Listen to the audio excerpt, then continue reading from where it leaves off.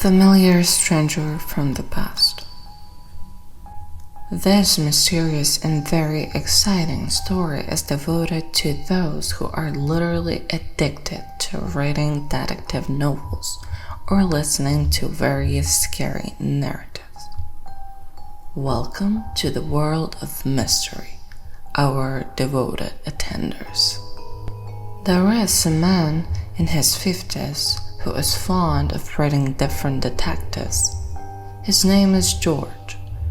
George is really obsessed with this format of literature. Many years ago, he stopped working due to being a private owner of the building company.